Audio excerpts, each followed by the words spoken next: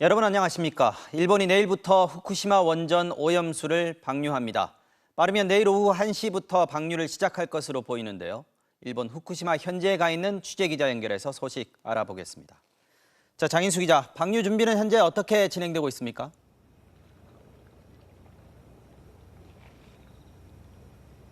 네, 저는 일본 후쿠시마현 이와키시의 어촌마을에 있는데요.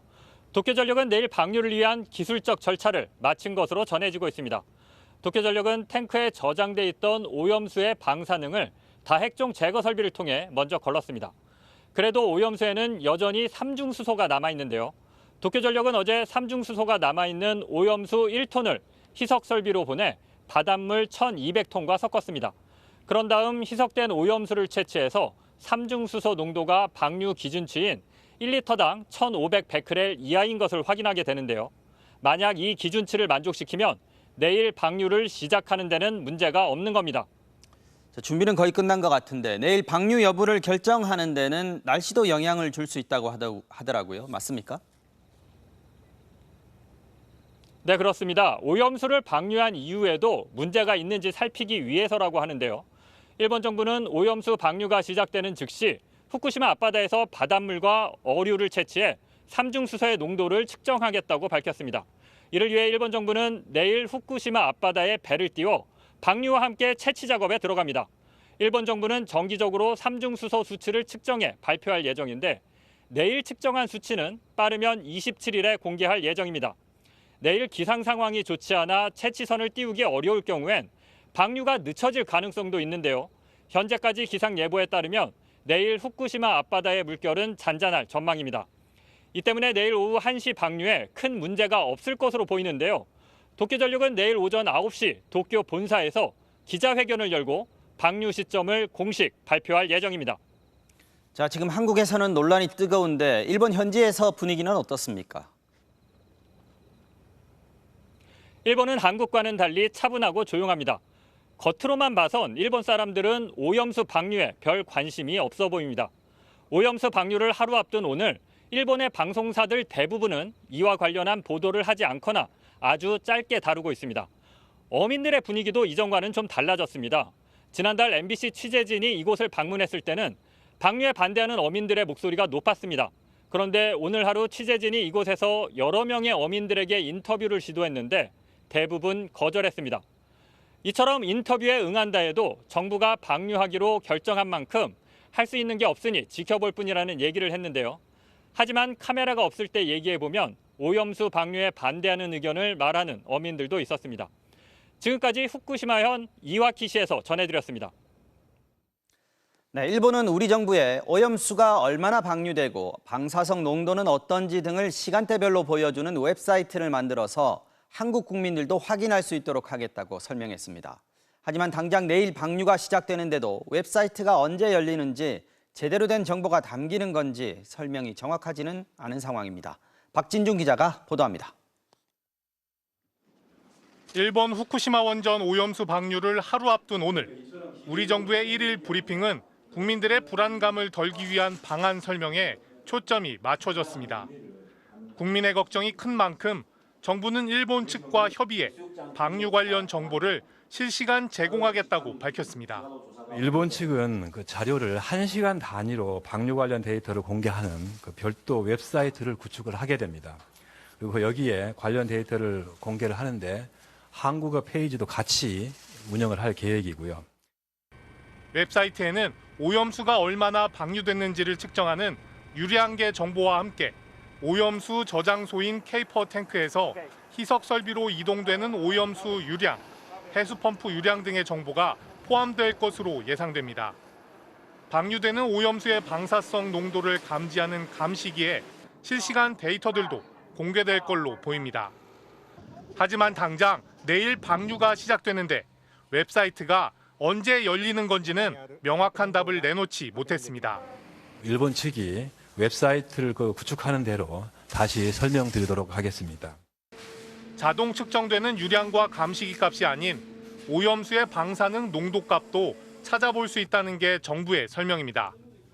알프스 처리 후 오염수가 보관되는 K4 탱크의 방사능 핵종 농도 값, 그리고 방류 전 1회 측정되는 삼중수소의 농도값을 원자력안전기술원 홈페이지에 공개하겠다는 겁니다.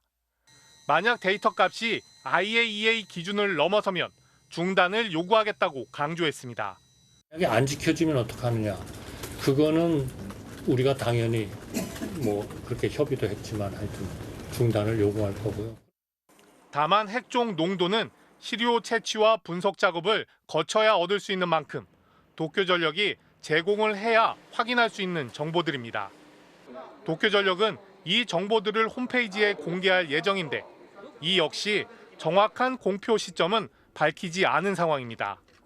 MBC 뉴스 박진준입니다. 일본이 내세운 오염수 방류의 이유, 후쿠시마 원전을 완전히 닫는 폐로 작업을 용이하게 하기 위해서입니다. 2051년까지 폐로를 완료한다는 게 일본 정부와 도쿄전력의 목표인데요. 하지만 정작 구체적인 계획은 내놓지 못하고 있는 가운데 일본 언론조차 회의적인 반응을 보이고 있습니다. 문다영 기자가 전해드립니다. 후쿠시마 원전 사고 복구의 마지막 단계는 폐로, 즉 원전을 완전히 없애는 것입니다. 손상된 해결료와 흩어진 해결료 파편인 데브리를 꺼내고 건물을 철거한 뒤 인근 지역의 방사능 오염을 정화하는 과정입니다. 일본 정부와 도쿄전력은 폐로 작업을 2051년에는 마칠 계획이라고 밝혔습니다. 하지만 이는 말 그대로 계획일 뿐 앞선 사례들을 보면 이보다 더 걸릴 가능성도 있습니다. 전 세계적으로 사고 원전을 폐로한 사례는 1979년 스리마일 섬 원자력 발전소 사고가 유일합니다. 원전 사고 등급은 5등급으로 7등급인 후쿠시마 원전 사고보다 낮지만 폐로 작업 시작부터 끝나기까지 13년이 걸렸습니다. 후쿠시마 원전 사고와 같은 사고 등급인 체르노빌 원자력 발전소 사고는 약 40여 년 전인 1986년에 발생했지만 여전히 방사능 농도가 너무 높은 탓에 작업이 어려워 해체가 끝나지 않았습니다. 전문가들도 폐로 작업이 쉽지 않으며 최소 30년 이상 걸릴 걸로 보고 있습니다. 후쿠시마 원전 해결료 잔해는 약 880여 톤 정도 쌓여 있는 것으로 추정되는데 원전 내부 어디에 얼마만큼 있는지 파악하기 어렵고 로봇을 들여보내서 작업하는 데도 한계가 있기 때문입니다. 일본 언론들도 오염수 방류가 시작되더라도 폐로 작업이 극적으로 진척되는 건 아니라고 진단했습니다. 아사히 신문은 원자력 전문가 사이에서도 2051년까지 대량의 해결료 잔해를 모두 꺼내고 폐로를 완료하는 건 현실적이지 않다는 관측이 나온다고 전했고 마이니치 신문도 탱크마다 방사성 물질 농도가 제각각이라 추가로 상당한 시간이 걸릴 것이란 분석을 내놨습니다. 일본 정부가 아직 구체적인 폐로 방법을 내놓지 못하는 가운데 환경단체 그린피스는 폐로가 이번 세기 내 불가능하다고 지적했습니다. MBC 뉴스 문다영입니다. 초밥, 회, 생선구이 같이 해산물을 주재료로 사용하는 가게에서는 당장 내일부터 걱정입니다. 코로나19 대유행이 지나니 오염수 방류 소식이 터졌다며 막막함도 드러냈는데요. 정부는 돈을 더 풀어서라도 어민과 수산업계 피해를 최소화하겠다는 방침입니다. 양소영 기자입니다. 가게 안팎으로 일본산 수산물은 사용하지 않는다는 안내를 내걸었습니다. 저희가 도미를 썼는데 이제는 아예 뺐습니다. 당분간은 국내산 제철 생선을 재료로 만든 회와 초밥을 팔 계획이지만 당장 내일부터 고객 발길이 끊기진 않을지 걱정입니다. 배달 리뷰만 봐도 손님들이 오늘 기준으로 오늘만 회 먹어야겠다. 게다가 후쿠시마 원전 오염수 방류 영향은 장기간에 걸쳐 나타날 수 있다 보니 시간이 지날수록 상황이 더 나빠지진 않을까 막막합니다. 방사능 수치가 괜찮다고 나와도 고객님들이 느끼시기에는 일주일에 3번 회를 드셨던 분들은 한 번으로 줄이셔도 타격 있는 가게들이 엄청 많을 거란 말이죠. 한번 얼어붙은 소비 심리는 쉽게 풀리지 않는 데다 유통, 외식업계까지 줄줄이 피해를 입을 수 있는 상황. 이에 정부는 더 많은 돈을 풀기로 했습니다. 최근 해양수산부는 기획재정부에 수산물 소비 촉진과 가격 안정을 위해 쓸 예비비를 편성해달라고 요청했습니다. 당초 오염수 방류에 대비해 수산물 소비 촉진 예산으로 약 650억 원을 책정했지만 각종 할인 행사 등 지원책을 잇따라 내놓은 탓에 올해 10월 모두 고갈될 걸로 예상되기 때문입니다. 예비비의 규모는 아직 정해지지 않았으나 기재부에서도 예비비 편성이 필요하다고 판단해 검토 중이며 이달 안으로 결론을 내릴 걸로 보입니다. 또 시장을 안정시킬 수 있는 대책을 추가로 발표할 계획인데 어업인들의 직접적인 피해가 확인되면 보상도 고려하겠다고 밝혔습니다. MBC 뉴스 양소연입니다. 국회에서 야당 의원들은 우리 정부가 오염수 방류에 대한 대국민 홍보 영상을 제작한 걸 문제 삼았습니다. 박진 외교부 장관은 괴담과 거짓 정보가 국익을 저해한다고 보고 정책 홍보를 한 거라고 답했고, 여당은 야당이 괴담으로 국민 불안을 키우고 있다고 반박했습니다. 박윤수 기자의 보도입니다. 회의는 시작 전부터 야당 의원들 자리에 놓인 방류 반대 팻말로 신경전이 벌어졌습니다. 의원님 스스로 이런 피켓을 좀 거두어 주실 것을 먼저 당부드리면서, 더불어민주당은 과학적인 문제는 없지만 방류에 찬성하거나 지지하는 건 아니라는 정부 입장을 문제 삼았습니다. 지금 판단을 하고 있습니다. 안전하다. 그래서 우리는 찬성하는 거다는 것이지 않습니까 지금. 지난달 정부가 제작해 올린 홍보 동영상을 거론하면서 사실상 대통령실이 일본 정부를 두둔하는 증거가 아니냐고 문제 삼았습니다. 괴담이 아니라 과학적인 진실을 바탕으로 국민의 안전에 최선을 다하는 정부가 될 것입니다. 일본 정부도 안 하는 대국민 홍보를 우리 정부, 우리 대통령실이 3,800만 원 예산을 써가면서 괴담 또 거짓 정보 이런 것들이 많이 다니고 그것이 국익을 저해한다고 생각을 해서 이러한 사실관계에 입각한 그 정책 홍보를 한 것이다. 이렇게. 정부 여당이 총선에 영향이 없도록 서둘러 오염수를 방류해달라고 일본에 요청했다는 아사히 신문 보도에 대해서 정부는 사실이 아니라고 거듭 밝혔습니다. 강력하게 조치를 취하실 겁니까? 똑같이 국내 언론 대하듯? 그렇게 못한다면 뭔가 숨길 구석이 있어서 그러는 걸로 생각할 수밖에 없지 않습니까? 팩트가 잘못된 것에 대해서는 아주 확실하게 지적을 하고 넘어가겠습니다. 야당의 공세에 국민의힘은 일본이 해양 방류를 결정했던 2021년 4월 당시 문재인 정부와 지금 윤석열 정부 입장이 다를 게 없다며 야당발 괴담으로 어민들만 피해를 입고 있다고 지적했습니다. MBC 뉴스 박윤수입니다. 정치권 대립은 점점 가팔라지고 있습니다. 야당은 1인 시위와 촛불 집회 등 오염수 방류를 규탄하는 장외투쟁을 시작했습니다. 이에 대해 국민의힘은 거짓과 괴담의 촛불은 진실과 과학의 횃불에 녹을 것이라면서 어민과 수산업계의 피해 지원에 초점을 맞췄습니다. 김건희 기자입니다. 더불어민주당 의원들이 LED 촛불을 들고 국회의사당 본관 앞 계단에 모였습니다. 보좌진과 당직자까지 총출동했습니다. 민주당은 앞서 오염수 방류를 테러이자 제2의 태평양 전쟁이라며 총력 투쟁을 선언했습니다. 일본 핵 오염수 방류는 제2의 태평양 전쟁으로 기록될 것 같습니다. 일본의 오염수 테러를 강력히 규탄합니다. 침묵을 지키고 있는 윤석열 대통령을 향해서는 대국민 기자회견을 통해 명확한 계획을 밝히라고 촉구했습니다. 민주당은 모레 광화문부터 대통령실이 있는 용산까지 행진을 하고 주말에는 시민사회단체 집회에도 합류하겠다는 계획입니다. 정의당도 주한 일본 대사관 앞에서 항의 기자회견과 1인 시위를 이어가며 한일 정부를 동시에 규탄했습니다. 국민의힘은 촛불 집회를 예고한 민주당을 향해 제2의 광우병을 기대하며 촛불을 들겠지만 거짓이 진실을 이길 순 없다고 비난했습니다. 거짓과 괴담의 촛불은 진실과 과학의 횃불에 타 녹을 것입니다. 비과학적 촛불 선동은 결국 과학의 횃불로 국민의 판단을 받게 될 것입니다. 오전엔 당 지도부는 물론 국무조정실, 외교부, 해수부 등 정부 관계자까지 참석한 긴급 회의를 열고 국민들의 불안감을 최소화하는 데 집중했습니다. 오염수가 생명과 건강을 위협한다면 우리보다 오염수가 먼저 도달할 미국, 캐나다, 멕시코 등의 국가들은 왜 오염수 방류를 반대하지 않겠습니까? 정부 여당은 어민들의 피해를 지원하기 위해 총 2천억 원 규모의 예산을 마련하고 유류비 지원도 적극 검토하기로 했습니다. 또 수산물 소비 촉진을 위해 대형 외식업체와 협약 체결도 진행하기로 했습니다. MBC 뉴스 김건희입니다. 일본 수산물의 최대 수입국인 홍콩은 당장 내일부터 일본산 수산물의 수입을 금지한다고 발표했습니다.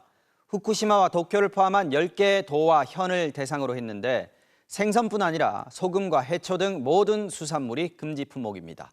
중국 역시 추가 규제를 시사했습니다. 베이징 이문현 특파원이 보도합니다.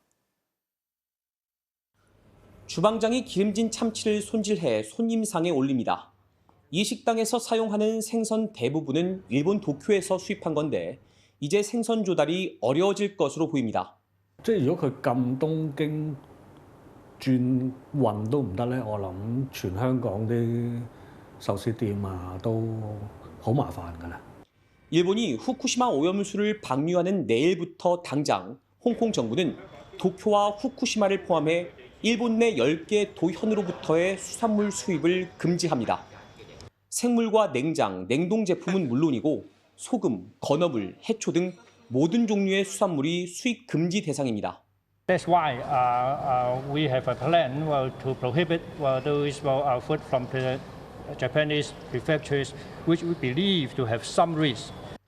홍콩 정부는 또 시민들에게 일본에 여행 갔을 때 기념품으로 수산물을 사오지 말 것을 요청했습니다. 중국은 이미 지난달부터 방사선 검사를 강화한다는 명목으로 사실상 일본 수산물의 수입을 막고 있는 상황.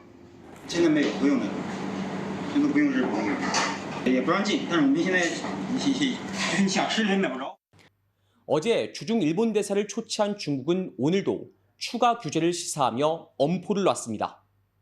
中国政府将采取必要措施，坚定维护海洋环境、食品安全和公众健康。 중국 외교부는 내일부터 시작되는 오염수 방류에 대해 엎질러진 물을 다시 담을 수 없다며 2023년 8월 24일이 해양 환경 재앙의 날이 되지 않기를 바란다고 전했습니다. 베이징에서 MBC 뉴스 이문현입니다. 계속해서 다음 소식 전해드리겠습니다. 서울 관악구의 한 야산에서 처음 보는 여성을 성폭행하고 살해한 남성의 신상이 공개됐습니다. 30살 최윤종인데요. 경찰은 최윤종의 인상착의를 찍은 이른바 머그샷도 함께 배포를 했습니다. 그런데 이 머그샷을 공개하는 과정에 범죄를 저지른 당사자의 동의가 필요해서 비판이 이어지고 있습니다. 유서영 기자가 취재했습니다. 신림동 등산로 살인 피의자의 이름은 최윤종, 30살 남성입니다. 경찰 신상공개위원회는 공개 장소에서 성폭행을 시도하다 사망하게 해 잔인성과 피해의 중대성이 있다고 신상공개 이유를 밝혔습니다. 특히 이번엔 관악경찰서 사무실에서 촬영된 이른바 머그샷도 공개됐습니다. 2021년 성폭행 피해자의 어머니를 살해하고 무기징역을 확정받은 이석준 이후 처음입니다. 그런데 머그샷 공개 최종 관문은 다름 아닌 최윤종의 동의였습니다. 중범죄자의 얼굴을 확인하도록 사진을 공개하는 과정에서 왜 흉악범의 허락을 얻어야 하냐는 의문이 제기되는 대목입니다. 그간 흉악범 신상공개 때마다 예전 사진이나 보정된 증명사진이 배포되면서 공개 취지와 어긋난다는 지적이 제기됐습니다.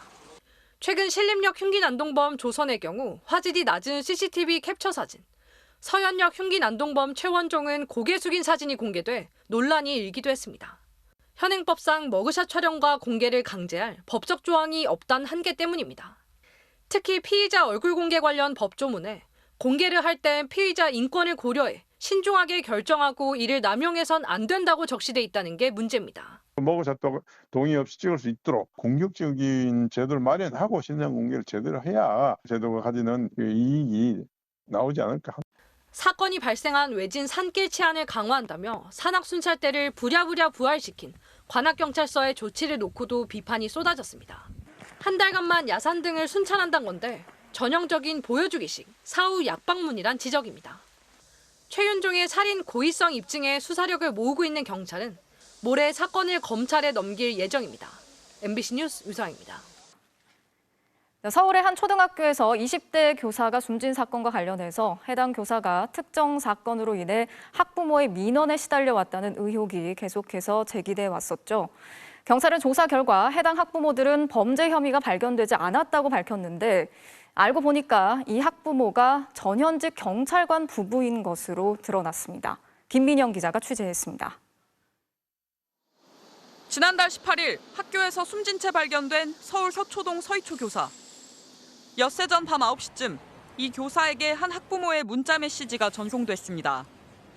사실관계를 밝혀달라는 취지의 말이었습니다. 당일 낮에 발생했던 담임학급 학생들 간의 실랑이에서 가해자 측 엄마가 보낸 문자였습니다. 사건 다음 날 아침에도 교사의 업무용 메신저로 아이의 평판이 걱정된다. 사실관계 확인해달라며 총 4차례 문자를 보냈습니다. 선생님 입장에서는 전 굉장히 압박스러울 것이라고 생각을 하거든요. 오후에는 교사와 학부모들 간 만남에 가해 학생의 아버지가 참석했습니다. 고인은 이 간담회가 끝난 오후 4시 자신의 어머니에게 너무 힘들다며 문자를 보냈습니다.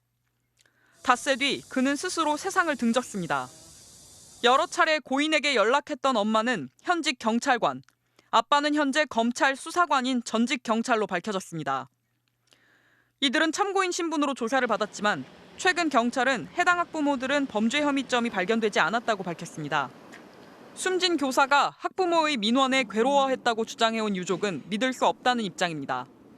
경찰 어머니라도 자기 아이가 억울하면 저는 당연히 주장할 수 있다고 생각해요. 근데 경찰이 그 부분에 대해서 수사 중이라서 정보 공개를 제공할 수 없다라고 하면서 반면 경찰은 문자 메시지와 통화 내역 등 자료 원문 제공은 불가능하지만 유족 측에 여러 차례 자료를 열람하도록 했다고 밝혔습니다. 또 학부모의 직업이 수사에 영향을 미칠 수 없다며 모든 가능성을 열어두고 최종 판단할 예정이라고 말했습니다. MBC 뉴스 김민영입니다. 서울의 한 초등학교에서는 한 학부모가 전교 부회장 선거와 관련해서 교장과 교감을 아동학대로 고소하고 학교 업무가 마비될 정도로 행정심판과 정보 공개를 마구 제기했다는 내용을 전해드린 적이 있는데요. 견디다 못한 학교 측이 교권보호위원회를 열어서 교육청에 학부모 고발을 요구하기로 했습니다. 해당 학부모는 또다시 행정심판을 제기했습니다. 지윤수 기자가 취재했습니다. 초등학교 학부모 A씨가 교장과 교감을 아동학대로 신고한 건 지난 2월입니다. 전교 부회장으로 뽑힌 자녀가 규정 위반으로 당선 취소되면서 행정심판과 정보공개 청구를 무더기로 제기했습니다. 보복을 위한 허위 아동학대 신고잖아요. 이 정도로 학생 민원은 처음이거든요. 이런 분은 제 교직 평생에. A씨의 자녀는 결국 재선거에 단독 출마해 당선됐고 한 학기 동안 임기를 마쳤습니다. 그런데 A씨의 민원은 끊이지 않았고 참다 못한 학교 측은 교권보호위원회를 열었습니다. 학교에 자진 출석한 A씨는 취재진에게 학교 측이 부당하게 아이의 당선을 취소시켰다고 주장했습니다. only the school side에서 포인트 뷰를 그렇게 해석한 거야. 여러모로 그렇게 해버린 거예요. 학교와 교육청의 입장만 반영되고 있다며 불만을 나타내기도 했습니다. 내가 너무 놀라가지고 당신 나한테 소송 걸려 지금. 너무 편파적이고 unbelievable.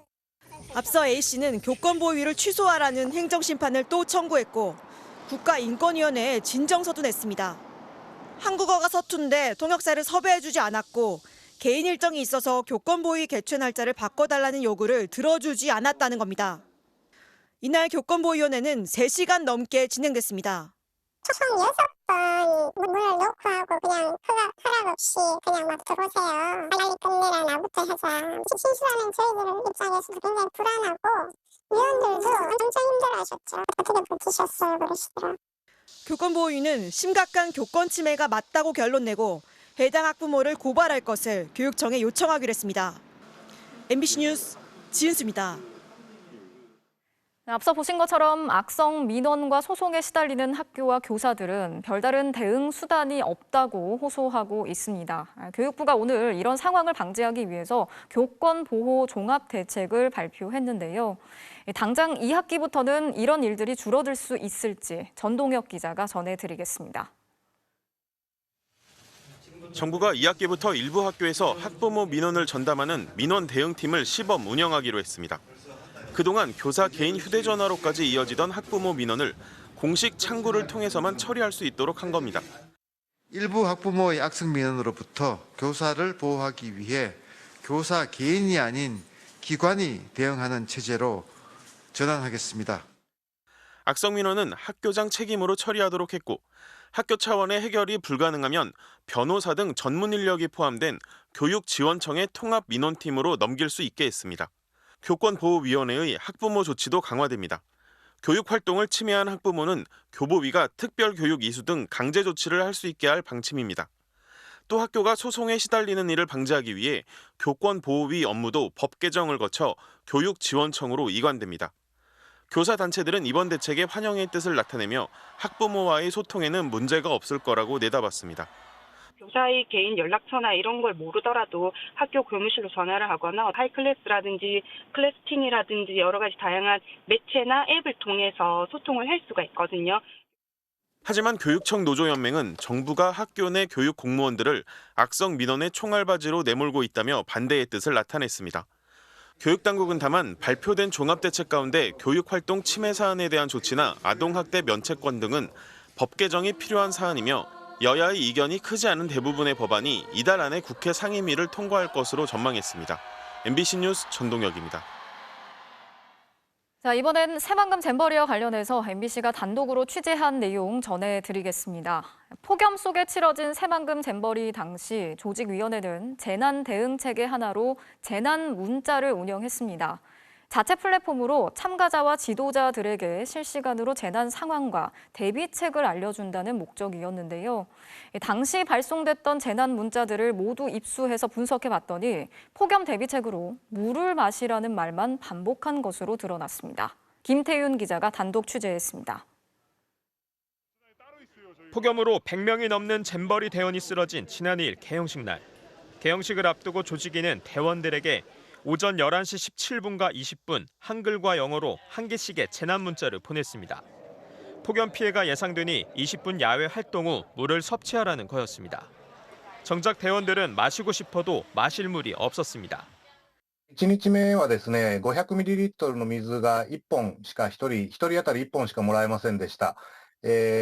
当然それだけでは足りません。ですので、重症の人が出たので、もう1本どうしても必要ですという交渉をしな。 온열 환자가 쏟아진 다음 날도 조직위는 똑같이 폭염 피해가 예상되니 물을 충분히 마시라는 문자만 2번 발송했습니다. 준비 부실 논란이 확산된 그 다음 날부터는 재난 문자가 하루 8, 9개씩으로 대폭 늘었는데 내용은 역시 마찬가지였습니다. 폭염이 극성을 부리던 5일 낮 시간대별로 체감 기온이 33도다, 물을 충분히 마셔라. 33도가 넘었으니 물을 충분히 마셔라. 34도다, 물을 충분히 마셔라. 열대야가 예상되니 물을 충분히 마시라며 계속 물 마시라는 안내만 반복했습니다. 잼버리 재난 문자 38개 가운데 폭염 관련은 절반가량. 여기에 물 마시라는 것 외에 추가로 제시된 건 염분도 섭취하라는 정도였습니다. 이는 조직위가 만든 자연재난 위기 대응 행동 매뉴얼의 내용과도 큰 차이가 있습니다. 매뉴얼 예시에는 폭염 시 야외 활동과 휴식 시간 지침 등 구체적인 행동 요령이 적시돼 있지만 실제 재난 문자에는 전혀 담기지 않은 겁니다. 이에 대해 조직위 측은 재난 문자의 핵심 내용만 담은 거라며 회의 등을 통해서도 상황을 수시로 전달했다고 밝혔습니다. 필요한 내용 중심으로, 핵심 내용 중심으로만 이렇게 안내를 드렸다. 그렇게 좀 이해를 해주시면. 하지만 참가자들 사이에서는 계속되는 돌발 상황에도 공지가 제대로 안 돼 불안했다는 지적이 잇따랐습니다. 막대한 예산을 들어서 통합 플랫폼은 구축을 해놓고 재난 대응 기본인 위기 전파부터 엉망이었던 것으로 보입니다. 재난 문자 발송 등이 이뤄진 통합 플랫폼에 책정된 예산은 9억 원. 예고돼 있던 자연재해였지만 부실 대응은 반복됐습니다. MBC 뉴스 김태윤입니다.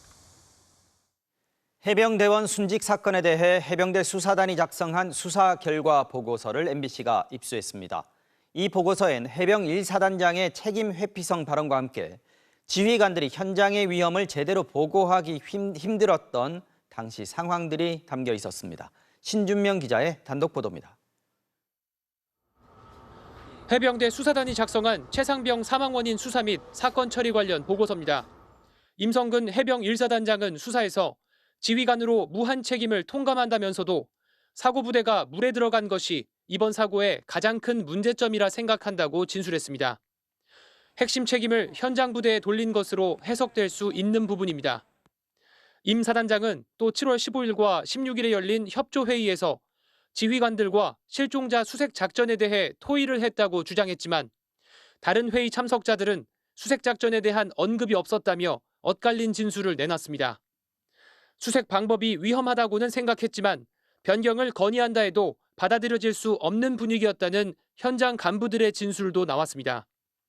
추가 안전장비가 필요하다는 포 3대대장의 의견에도 별도 조치가 없었고 최상병이 소속됐던 포 7대대장 이모 중령이 한숨을 쉬며 고민하는 모습을 보였다는 겁니다. 위험할 수도 있는 수색 방법에 다른 의견을 제시하기 어려웠던 분위기엔 이유가 있었습니다. 사고 전날 임 사단장은 현장 해병대 복장 통일을 지시하면서 특히 포병이 비효율적으로 수색을 하고 있다고 지적했습니다. 그러자 선임인 포 11대대장이 수색작전 성과에 대한 부담감을 느끼고 포병이 문제 없다는 것을 보여주고 싶었을 것 같다고 관계자들은 진술했습니다. 결국 장화 높이까지만 물에 들어갈 수 있다는 여단장의 지침이 포 11대대장을 거쳐 허리 아래까지 입수할 수 있다는 지침으로 바뀌면서 모두 5명의 해병대원이 물에 휩쓸렸고 최상병이 목숨을 잃었습니다. 보고서엔 실종자를 찾으면 포상휴가를 건의할 테니 열심히 수색하라며 지휘관들이 대원들에게 수색을 독려했다는 내용도 포함됐습니다. 이 같은 수사 결과를 토대로 해병대 수사단은 임성근 1사단장 등 8명에 대해 과실치사 혐의가 있다고 판단했습니다. 이 보고서는 사령관과 해군 참모총장을 거쳐 지난 7월 30일 이종섭 국방부 장관의 결재까지 받았지만 장관은 다음 날인 31일 돌연 수사 기록에 경찰 이첩을 보류시켰습니다. MBC 뉴스 신준명입니다. 박정훈 전 해병대 수사단장은 국방부의 유재은 법무관리관이 관련자들의 혐의 내용을 경찰에 넘길 서류에서 빼라고 자신에게 압력을 가했다고 지목했습니다. 하지만 유 관리관은 그동안 외압을 행사한 적이 없다고 일관되게 부인해왔는데요. 군 검찰단의 조사에서 해병대 수사단의 또 다른 간부가 유 관리관의 외압이 있었다고 진술한 것으로 확인됐습니다. 이 소식은 이덕영 기자가 단독 취재했습니다. 지난 21일 열렸던 국회 법사위원회 전체회의. 이 자리에서 유재은 국방부 법무관리관은 박정훈 전 해병대 수사단장에게 과실치사 등의 혐의를 빼라는 내용의 전화를 한 적이 없다고 반박했습니다.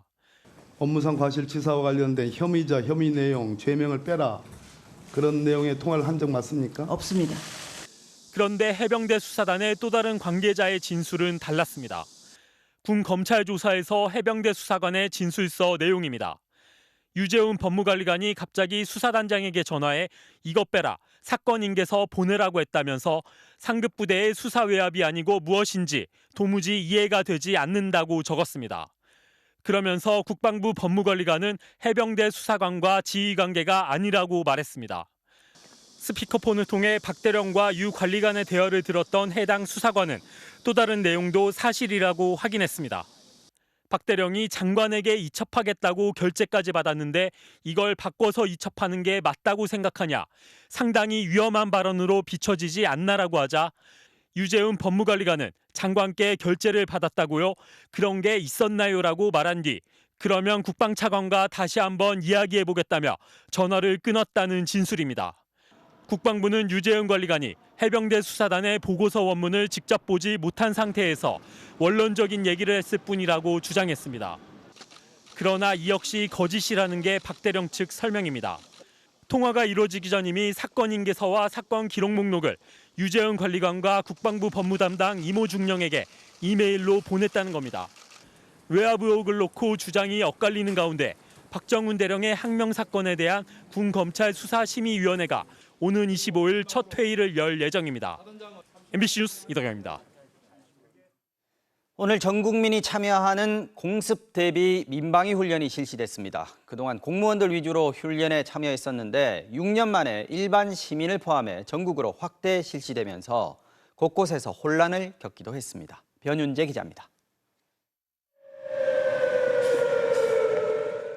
오늘 오후 2시 정각, 사이렌이 울리자 경찰관들이 운행 중인 차량을 멈춰 세우고 대로변으로 이동시킵니다. 교통통제로 텅 빈 도로에는 소방 차량들이 줄을 지어 지나갑니다. 길을 걷던 시민들은 지하철역이나 대피소로 이동하고 실내에서도 계단을 따라 지하나 1층으로 이동합니다.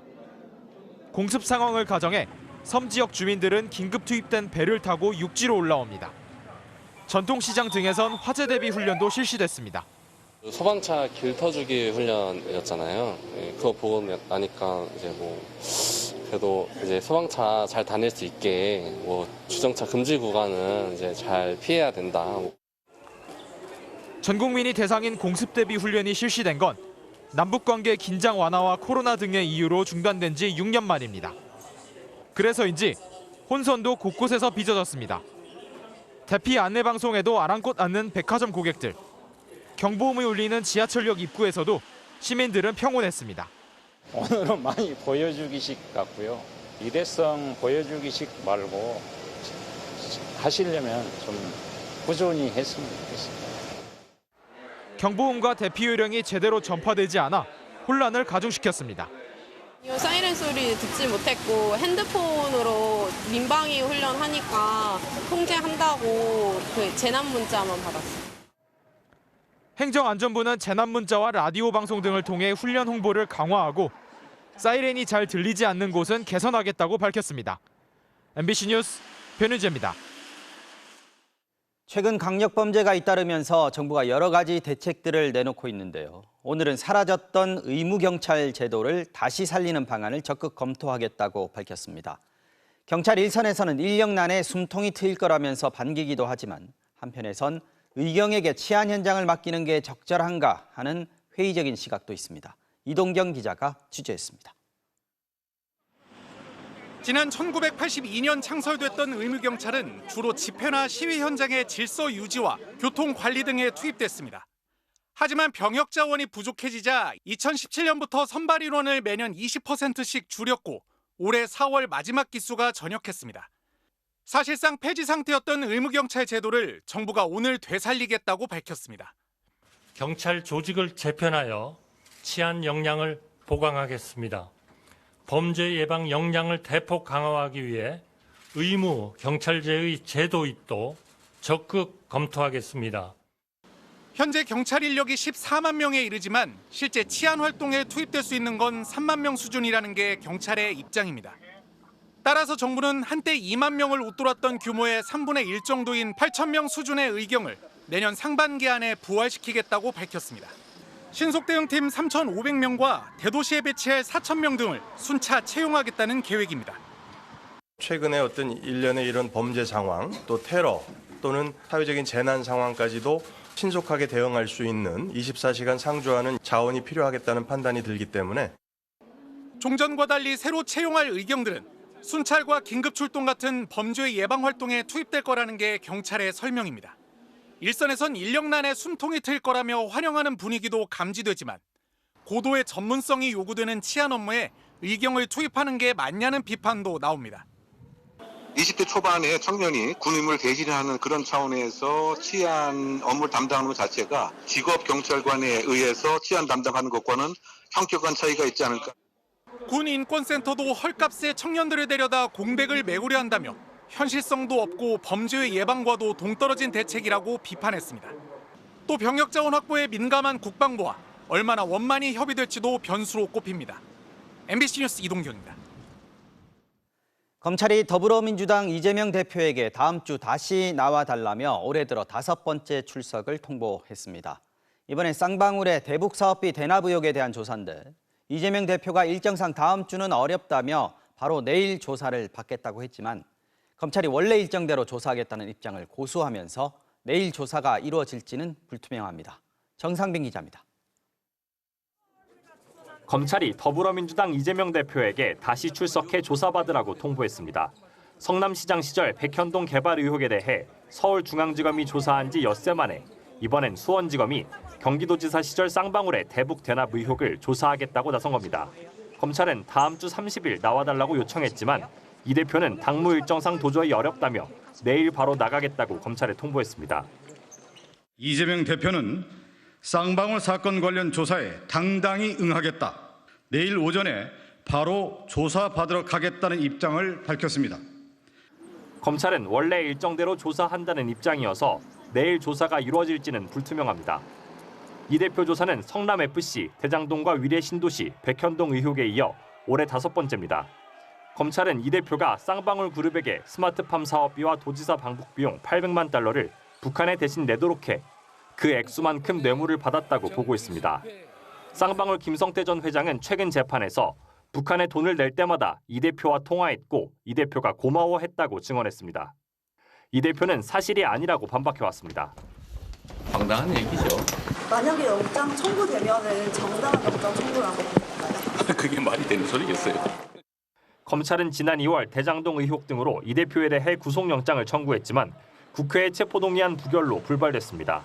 이번 조사 이후 백현동과 쌍방울 의혹을 묶어 다시 구속영장을 청구할 계획인데 곧 시작될 9월 정기국회 회기 중이 될 가능성이 높아 국회의 체포동의 절차가 불가피해 보입니다. MBC 뉴스 정상빈입니다. 통일부가 오늘 대규모로 조직을 축소하는 개편안을 발표했습니다. 인력을 줄였을 뿐 아니라 부서 이름에서 남북교류라는 말이 사라졌는데요. 대통령실은 이미 지난 하반기부터 남북교류를 담당하는 통일부 간부들을 대상으로 고강도 사정을 벌였던 것으로 드러났습니다. 신수아 기자가 보도합니다. 대통령실 공직기강 비서관실은 지난해 8월 열린 전국 노동자 대회를 문제 삼았습니다. 민주노총과 한국노총이 북한 측과 연대사를 발표했는데 통일부가 적절한 조치를 취하지 않았다는 것이었습니다. 공직기강실은 민주노총과 한국노총이 남북교류협력법을 위반했는데도 통일부가 왜 과태료를 부과하지 않았는지 집중 조사했습니다. 이후 해당 간부들에 대한 중징계를 요청했는데 인사혁신처는 견책보다도 수위가 낮은 불문 경고를 최종 확정했습니다. 대통령실의 공직기강 비서관실은 여기에 대해서 상응한 책임을 져야 된다. 중징계를 요청하는데 불문경고한 애는 공직을 해보신 분들은 알지만 아주 이례적인 상황입니다. 공직기강실은 통일TV의 북한방송 편집 보도와 관련해서도 통일부를 문제 삼았습니다. 북한방송을 내보낸 게 국가보안법 위반 소지가 있다는 겁니다. 또 북한인권보고서 영문판에 면책 조항은 왜 적었느냐며 통일부에 간부 징계를 요청하기도 했습니다. 통일부 내부에서는 대통령실의 고강도 조사로 쑥대밭이 됐다, 벌받는 기분이란 한탄이 나왔습니다. 정부는 오늘 통일부 조직을 대폭 축소하는 개편안을 예고했습니다. 남북 교류 협력을 담당하는 교류협력국, 남북회담본부 등 4개 부처는 이젠 남북관계관리단으로 통폐합됩니다. 통일부 조직에서 교류협력이란 말이 사라진 건 남북교류협력법이 시행된 이후 30여 년 만에 처음입니다. 조직 개편을 주도한 김영호 신임 통일부 장관은 오늘 국회 상임위에서 즉각 퇴장하라는 야당의 거센 반발을 받았습니다. MBC 뉴스 신수아입니다. 오송치 하차도 참사 당시 소방과 경찰의 부실한 대응에 대한 수사가 이어지고 있습니다. 당시 처음으로 차도에서 빠져나왔던 생존자 차량의 블랙박스 영상이 새롭게 공개가 됐는데요. 차에서 간신히 탈출했던 운전자는 당시 구조 활동이 제대로 이루어지지 않는 등 초기 대응이 엉망이었다고 증언했습니다. 김대웅 기자가 취재했습니다. 장대비가 쏟아지는 가운데 차량 한 대가 지하차도로 들어갑니다. 처음에는 바닥에 그려진 차선이 보였지만 중간부터 물이 고여 있습니다. 출구를 올라갈 무렵 갑자기 물이 쏟아져 들어옵니다. 속력을 높여 물살을 헤쳐가 보지만 곧 거센 물살에 지하차도로 다시 빨려 들어갑니다. 불어난 물에 차량은 물 위에 떠서 이곳저곳 부딪히고 떠내려가기를 반복합니다. 터널 안에는 차가 가라앉아 지붕 위로 올라가는 사람들도 보입니다. 어차피 차가 밀려나가고 있으니까 기다리고 있다가 이제 창문 쪽까지 물이 차오르다 보니까 이제 더 이상 기다리면 안 되겠다 싶어서 7분 뒤 운전자가 창문을 통해 탈출했을 때는 차량이 터널 입구까지 500m 가까이 떠내려온 상태였습니다. 운전자가 간신히 지하차도에서 빠져나왔을 때 소방 선착대도 터널 입구에 도착했습니다. 하지만 구조 활동은 이루어지지 않았습니다. 불을 끄는 소형 펌프차여서 구조 장비가 없었기 때문입니다. 자기들은 불 끄는 사람들이지 구조 장비가 없어서 해줄 게 없다라고 하면서 그냥 넋놓고 보고 있더라고요. 첫 신고 44분 뒤 구조 차량이 도착했지만 그때는 터널이 물에 완전히 잠긴 상태였습니다. 소방당국의 생존자 분류도 엉터리였습니다. 궁평 2 지하차도가 아닌 1 지하차도에서 구조한 것으로 보고된 겁니다. 이마저도 운전자가 차량 보험 처리를 하다 잘못 보고된 사실을 알아냈습니다. 소방당국은 첫 신고 접수도 2 지하차도가 아닌 1 지하차도로 잘못 기재한 바 있습니다. 빠르게 구조하는 것이 필요했던 상황임에도 불구하고 이 장소를 오인함으로써 초기 구조가 늦어진 것이 아닌가라는 의혹이. 이에 대해 충북소방본부 관계자는 119 상황실 근무자가 문서 작성을 잘못했지만 지하차도 위치를 헷갈린 것은 아니며 또 빨리 현장을 파악하기 위해 가장 가까운 곳에 있던 대원들을 보내다 보니 화재 진압 차량이 먼저 도착한 것이라고 해명했습니다. MBC 뉴스 김대웅입니다. 해양 생태계 최상위 포식자지만 개체수가 줄어서 멸종 위기종으로 지정된 큰 바다 사자가 남해 바다에서 발견이 됐습니다. 2달 전 전남 가거도에서 100년 만에 모습을 드러낸 데 이어서 이번엔 통영 앞바다에서 처음으로 포착이 됐는데요. 단독으로 입수한 영상을 류현준 기자가 전해드리겠습니다. 경남 통영에서 남쪽으로 24km 떨어진 한 무인도. 갯바위 위에서 햇볕을 쬐고 있는 동물 한 마리가 보입니다. 조심스럽게 접근하자 뒷다리를 이용해 성큼성큼 바위 위로 올라가더니 이내 능숙한 솜씨로 물속으로 뛰어듭니다. 매끈한 유선형 몸에 회갈색 털, 그리고 지느러미 모양의 다리. 멸종위기 2급 큰 바다사자입니다. 혹시 낚시꾼이 뭘 버리고 갔나 사실 처음에 그렇게 생각을 했어요. 움직이는 거 보고 느낌이 이상하다. 혹시 물범인가? 큰 바다사자는 2000년대 들어 최근까지 우리나라에서 단 9마리만 발견됐을 정도로 매우 희귀한 종입니다. 주로 동해에서 발견됐는데 지난 6월 전남 신안군 가거도에서 100년 만에 발견됐습니다. 이어 2달 만에 이번엔 통영 앞바다에서 처음 모습을 드러냈습니다. 전문가들은 생김새로 볼 때 가거도에 출현한 개체와 같은 어린 수컷으로 보이며 무리에서 밀려난 뒤 홋카이도 연안에서 남아있을 것으로 추정하고 있습니다. 하렘을 갖지 못하는 수컷은 짝이 없는 거예요. 그러면 거기에 같이 그 집단에 살 수가 없게 되죠. 불과 수십 년 전만 해도 우리 바다에는 이런 바다사적과 동물이 훨씬 많았습니다. 울릉도와 독도에 주로 서식해 독도 강치라고 불렸던 바다사자. 1904년부터 41년까지 일본 어민들이 무단으로 독도에 들어와 약 16,500마리를 포획했다는 기록이 남아 있습니다. 이후 개체수가 급감해 1951년을 끝으로 공식 기록은 사라졌고 1994년 세계 자연보전연맹이 멸종을 선언했습니다. 큰 바다사자는 러시아 연안에 보호구역이 있어 일본 연안에서 어민들과 마찰을 빚어왔는데 일본은 지난 2014년부터 한 해 500여 마리까지 포획 허가를 내주고 있습니다. MBC 뉴스 류현준입니다. 파키스탄에서는 수백 미터 상공을 건너던 케이블카의 한쪽 줄이 끊어지는 사고가 있었습니다. 학교에 가던 학생을 비롯해 8명이 고립돼 있었는데 15시간 만에 전원이 무사히 구조됐습니다. 이지선 기자가 전해드리겠습니다. 넓고 깊은 협곡 한가운데 케이블카 한 대가 대롱대롱 매달려 있습니다.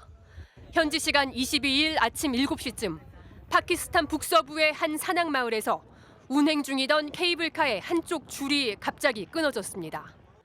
학교 가는 길이었던 어린 학생 6명과 어른 2명이 상공 274m에 위태롭게 고립됐습니다.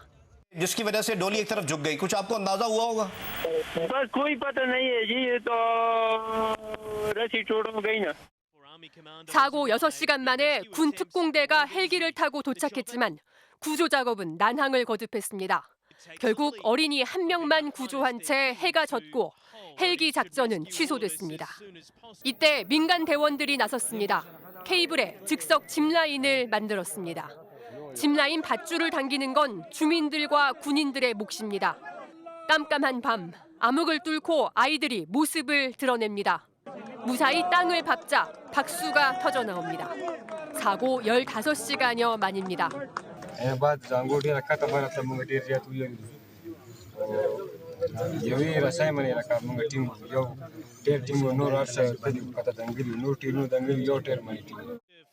여덟 명 전원 무사 구조 과정은 전국에 생방송으로 전해졌고 민간 구조대원들은 국민 영웅이 됐습니다.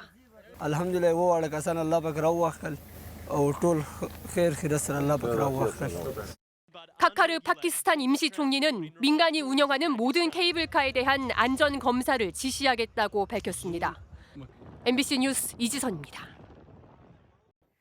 미국 샌프란시스코에는 운전자 없이 자율주행으로 운행되는 이른바 로봇 택시가 있습니다. 얼마 전에 처음으로 24시간 유료 운행 서비스를 시작했는데요. 그런데 여러 부작용들이 드러나면서 열흘도 안 돼서 운행 대수를 절반으로 줄이는 조치가 내려졌습니다. 워싱턴에서 왕종병 특파원이 전해드리겠습니다. 소방차에 들이받친 택시가 교차로에 멈춰서 있습니다. 기사 없이 자율주행하던 이른바 로봇택시가 긴급 출동하던 소방차 앞에 멈추지 않고 달리다 충돌한 겁니다. 승객이 경미한 부상을 입었지만 소방서는 소방차가 임무를 수행하지 못해 또 다른 생명이 위협받게 됐다고 말합니다. When an autonomous vehicle impacts one of our company's ability to respond to an emergency incident, it can impact someone's survivability. 해변가 도로에선 로봇택시 10대가 한꺼번에 멈추면서 일대 교통이 마비됐습니다. There's like 1, 2, 3, 4 cruise cars blocking. No one can get through. 음악 축제에 몰린 인파가 대거 휴대전화를 사용하면서 로봇택시가 운행 정보를 수신하는데 장애가 생긴 겁니다. 그렇게 로봇택시는 도시의 말썽꾸러기가 됐습니다. The data that we're getting is from 911 calls, which have tripled as a result of autonomous vehicles doing crazy things. 캘리포니아주는 왜 사고가 발생했는지 어떤 안전 조치가 추가로 필요한지 답을 내릴 때까지 로봇택시의 운행 대수를 절반으로 줄이도록 했습니다. 24시간 영업 허가를 내린 지 딱 9일 만입니다. 지난 10일 캘리포니아주는 로봇택시 업체 크루즈와 웨이모의 유료 영업을 허가했습니다. 안전성 검증이 끝나지 않았다는 반대파와 산만한 운전자보다 낫다는 찬성파가 맞서 여러 차례 토론을 벌인 끝에 투표를 거쳐 결정했습니다. 하지만 우려는 곧바로 현실이 됐습니다. All of these things are glitches and bugs in the algorithm. The good thing about it is the car stops. It's not accelerating. It's not taking any other action. 이런 와중에 웨이모의 로봇택시를 타보겠다는 대기자만 10만 명을 넘었고 LA나 텍사스 같은 다른 도시도 로봇택시 운행을 시작했습니다. 워싱턴에서 MBC 뉴스 왕중명입니다. 정부가 내세운 3대 개혁 중의 하나인 국민연금 개혁. 전문가위원회의 정부 제출 보고서 작성을 앞두고 내부에서 갈등이 커지고 있습니다. 보험료는 더 내고 받는 금액은 더 늦게 그대로 받는 쪽으로 가닥이 잡히는 것으로 알려지자 일부 위원들이 반발하고 나선 건데요. 박소희 기자가 취재했습니다. 국민연금 개혁을 위해 정부 위원과 민간 전문가 15명으로 구성된 재정계산위원회. 작년 11월부터 20번 넘게 모인 위원회는 재정 안정 강화냐, 노후 보장 확대냐를 놓고 팽팽히 맞서왔습니다. 그런데 최종 보고서 작성을 앞두고 일부 위원들이 입장문을 발표하고 사퇴 의사까지 내비쳤습니다. 양 입장이 균형 있게 수준된 보고서가 돼야 되고 만약에 이런 우리의 요구가 받아들이지 않는다면 재정계산위원회직을 이렇게 되면 사퇴하지 않을 수 없다. 문제가 된 부분은 소득 대체율. 다수의 위원들은 보험료율을 많게는 18%까지 더 올리고 소득 대체율, 즉 나중에 받게 되는 돈은 지금처럼 40%를 유지하자는 안을 냈습니다. 반면 입장문을 낸 2명의 민간위원은 보장성 강화를 위해 소득 대체율을 50%까지 올리는 안을 제시해왔습니다. 이들은 애초 방향을 결정하듯 다수안과 소수안으로 적시해서 보고서에 담는 데 반대하고 있습니다. 또 국민연금의 목적이 국민의 노후 소득을 보장하는 건데 현재 위원회는 연금의 재정적 안정에만 편향돼 있다고 지적했습니다. 전문가위원회는 이달 말 공청회를 거쳐 정부에 보고서를 제출할 예정이었지만 내부 갈등에 일정이 불투명해졌습니다. 정부는 이 보고서를 참고해 오는 10월 말까지 국회에 국민연금 운영 계획안을 제출해야 하는데 최종 보고서조차 합의에 이르지 못하면서 연금 개혁의 동력이 떨어질 수 있다는 우려가 나오고 있습니다. MBC 뉴스 박소희입니다. 대통령과 가까운 사이로 알려진 역술인 천공이 육군 총장 공관 등을 다녀갔다는 의혹을 제기해서 수사를 받고 있는 부승찬 전 국방부 대변인. 하지만 당시 현장을 방문한 민간인은 천공이 아니라 풍수 전문가인 백재권 씨였다고 경찰이 지난달에 밝혔는데요. 그러자 부 전 대변인은 백 씨의 방문도 불법이라면서 오늘 백 씨를 경찰에 고발했습니다. 구나영 기자가 취재했습니다. 역술인 천공의 대통령 관저 이전 개입 의혹을 제기한 부승찬 전 국방부 대변인을 명예훼손 등의 혐의로 조사 중인 경찰. 하지만 의혹의 당사자인 천공은 단 한 차례도 부르지 않았습니다. 지난달 경찰이 관저 후보지 방문자는 천공이 아닌 풍수지리 전문가 백재권 씨라고 확인하며 의혹은 새로운 국면을 맞았습니다. 그러자 부 전 대변인 측은 오늘 백 씨를 군사기밀보호법 및 군사시설보호법 위반 혐의로 경찰에 고발했습니다. 민간인 신분의 백 씨가 관저 후보지였던 육참총장 공관 등 군사기밀시설에 출입한 건 명백한 위법으로 수사 대상이라는 겁니다. 백재권 교수에 대해서 소환 계획이 없느냐라는 항의성 질문을 던졌는데도 고발된 건에 대해서만 수사한다고 하시길래 그럼 저희가 고발을 해드리겠다라는 차원에서 그러면서 부 전 대변인이 경찰 조사를 받는 과정에서 경찰이 CCTV를 통해 백 씨의 모습을 확인했다고 직접 언급했다고 주장했습니다. 취재진은 백 씨에게 입장을 묻기 위해 여러 차례 연락을 시도했지만 답을 듣지 못했습니다. 여보세요. 예, 안녕하세요. 저 MBC의 구나연 기자라고 하는데요.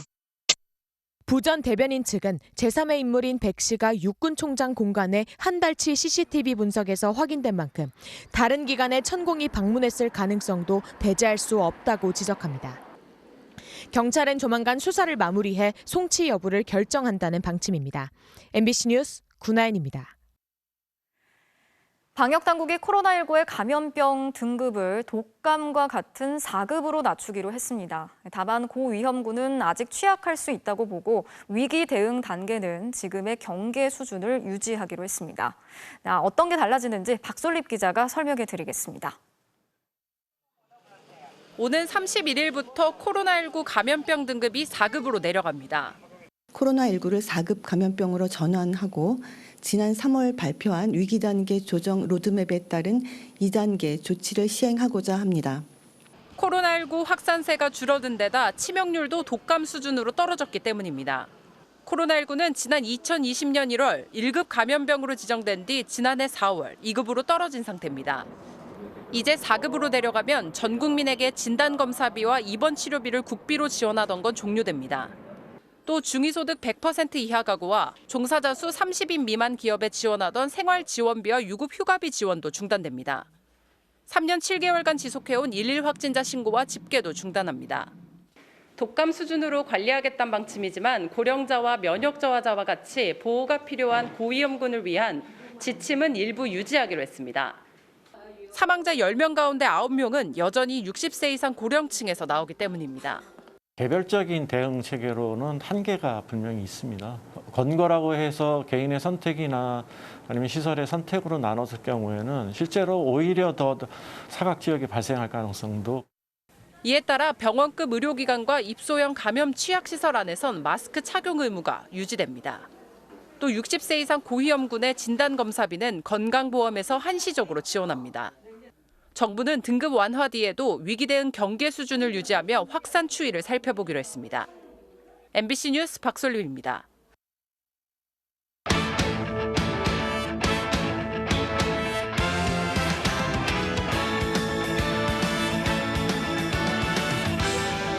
수요일 밤 스포츠 뉴스입니다.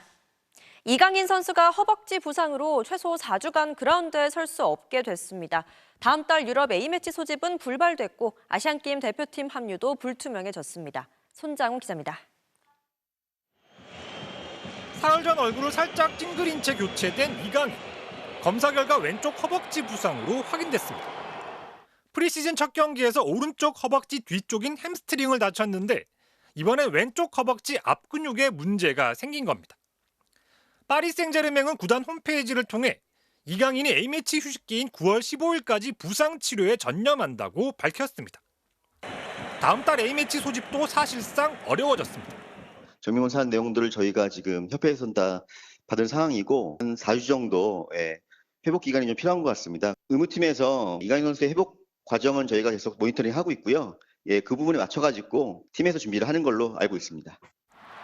데뷔 첫 승에 목마른 클린스만 감독의 계획이 차질을 빚게 된 가운데 황선홍 감독에겐 더욱 날벼락 같은 소식입니다. 아시안게임 첫 경기가 한 달도 남지 않은 데다 이강인이 성공적으로 재활을 마친다 해도 실전 감각이 떨어진 채로 합류할 수밖에 없고 부상을 이유로 구단이 차출을 거부하는 최악의 상황도 배제할 수 없기 때문입니다. 축구협회는 이강인은 대체 불가능한 선수라며 명단 교체는 고려하지 않고 있다고 밝혔습니다.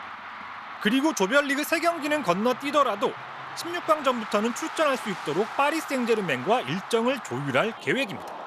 MBC 뉴스 손장훈입니다.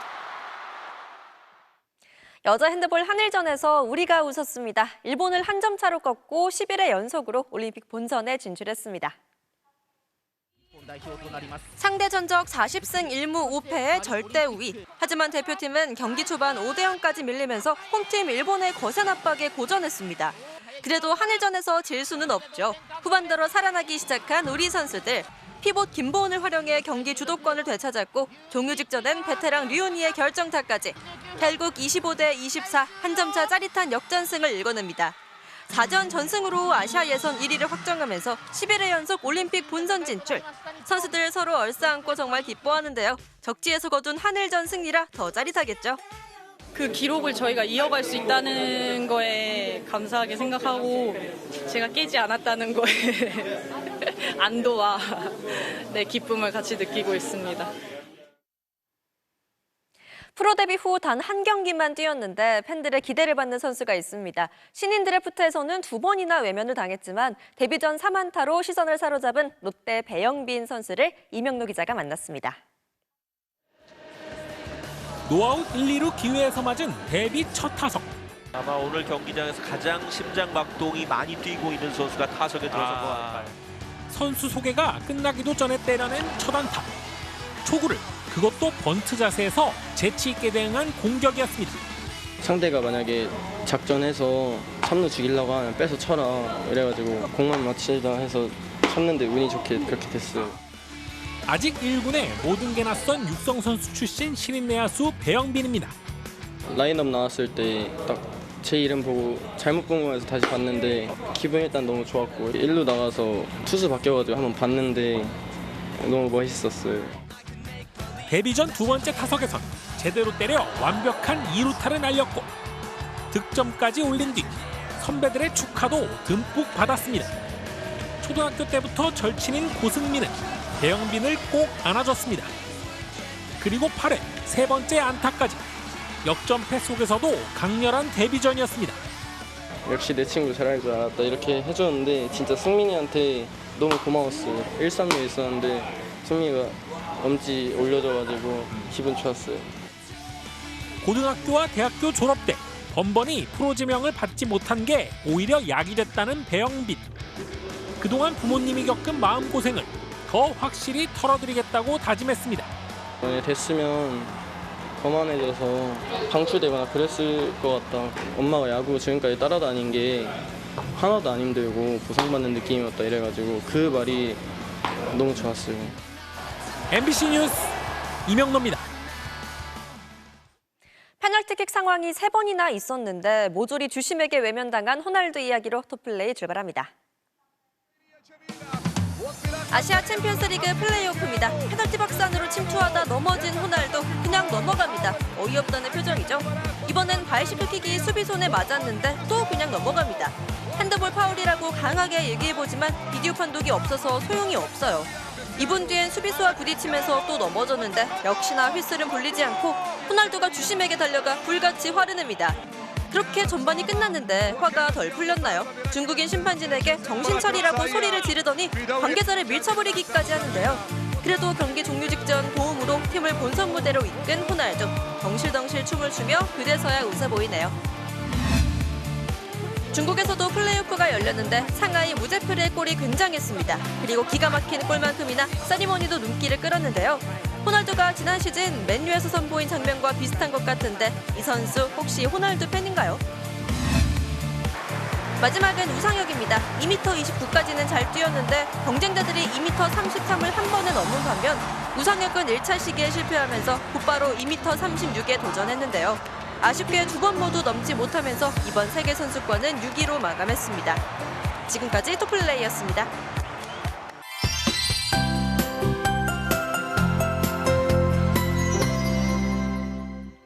현재 서울은 빗줄기가 잦아들었습니다. 하지만 이 비가 소강 상태를 보이다가도 순식간에 강하게 쏟아져 더욱 위험한데요. 지금도 비구름이 계속 들어오면서 강원 영서부터 충청도 또 전라도 쪽에서 시간당 20에서 50mm 안팎의 장대비가 내리고 있습니다. 서울은 오늘 밤까지 그리고 경기 남부를 비롯한 서쪽을 중심으로는 내일 오전까지 강한 비가 집중되겠습니다. 또 내일은 경상도 지방에서도 폭염 대신 폭우가 쏟아질 것으로 보이는데요. 새벽부터 밤 사이 시간당 30에서 60mm 안팎으로 매우 강하게 내리겠습니다.